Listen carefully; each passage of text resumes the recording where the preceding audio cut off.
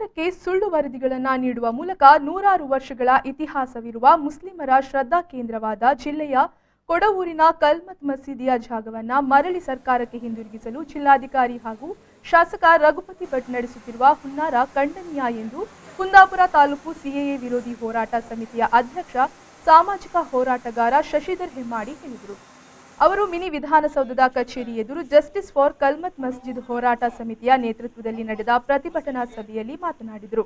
140ಕ್ಕೂ ಅಧಿಕ ವರ್ಷಗಳ ಇತಿಹಾಸವಿರುವ ಈ ಮಸೀದಿಗೆ ಸರ್ಕಾರದಿಂದಲೇ ತಸ್ಫೀಕ್ ಬರುತ್ತಿದೆ. ಮಸೀದಿಯ ಜಾಗವು ವಕ್ಫ್ ಬೋರ್ಡ್ನಲ್ಲಿ ನೋಂದಾವಣೆಗೊಂಡಿದ್ದು ಅದಕ್ಕೆ ಸಂಬಂಧಪಟ್ಟ ದಾಖಲೆಗಳಿವೆ. ಸಾವಿರಾರು ಮಂದಿ ನಮಾಜ್ಗಾಗಿ ಮಸೀದಿಗೆ ಹೋಗುತ್ತಿದ್ದಾರೆ.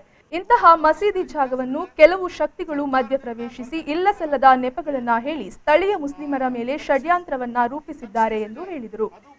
ವಿಷಯ ಏನಂತಂದ್ರೆ, ಕೊಡವೂರಿನಲ್ಲಿರುವ ಕಲ್ಮತ್ ಮಸೀದಿಗೆ ಏನು ಜಾಗ ಇದೆ, ಸರ್ಕಾರದಿಂದ ಸ್ಯಾಂಕ್ಷನ್ ಆದ ಜಾಗ, ಈಗ ಅದನ್ನು ಸರ್ಕಾರವೇ ಹಿಂಪಡಿತಾ ಇರುವ ಒಂದು ಹುನ್ನಾರ ನಡೀತಾ ಇದೆ. ನೂರಾರು ವರ್ಷಗಳ ಇತಿಹಾಸವಿದೆ. ಸರ್ಕಾರದಿಂದ ಬರ್ತಕ್ಕಂಥ ಏನು ತಕ್ಷೀಸ್ ಇದೆ ಅದು ಕೂಡ ಈ ಮಸೀದಿಗೆ ಬರ್ತಾ ಇದೆ. ಸಾವಿರಾರು ಜನ ಈ ಮಸೀದಿಗೆ ಪ್ರಾರ್ಥನೆಗೆ ಹೋಗುವವರಿದ್ದಾರೆ. ಅಲ್ಲಿನ ಸುತ್ತಮುತ್ತಲಿನ ಜನ ಬಹಳ ಕಾಲದಿಂದ ಈ ಮಸೀದಿ ಬಹಳ ಶ್ರದ್ಧಾ ಕೇಂದ್ರವಾಗಿದೆ.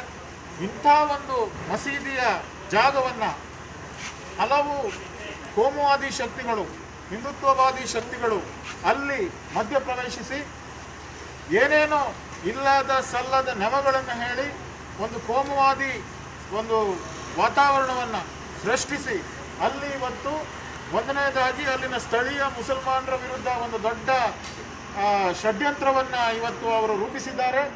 ಇದರಲ್ಲಿ ಉಡುಪಿ ಶಾಸಕ ರಘುಪತಿ ಭಟ್ ಮತ್ತು ಅವರ ಚೇಲಾಗಳು ಎಲ್ಲ ಭಾಗಿಯಾಗಿದ್ದಾರೆ. ಕುಂದಾಪುರ ತಹಶೀಲ್ದಾರ್ ಆನಂದಪ್ಪ ಕೆ ನಾಯಕ್ ಅವರ ಮೂಲಕ ರಾಜ್ಯದ ಮುಖ್ಯ ಕಾರ್ಯದರ್ಶಿಗಳಿಗೆ ಮನವಿ ಸಲ್ಲಿಸಲಾಯಿತು. ಈ ಸಂದರ್ಭ ಪುರಸಭೆ ಸದಸ್ಯ ಅಬು ಮೊಹಮ್ಮದ್, ಕುಂದಾಪುರ ಮಸೀದಿ ಅಧ್ಯಕ್ಷರಾದ ಸೈಯದ್ ನಾಸೀರ್, ಸೈಯದ್ ಯಾಸೀನ್, ಸಂತೋಷ್ ನಗರ, ಲಿಯಾಕತ್ ಕಂಡ್ಲೂರು ಮೊದಲಾದವರು ಹಾಜರಿದ್ದರು.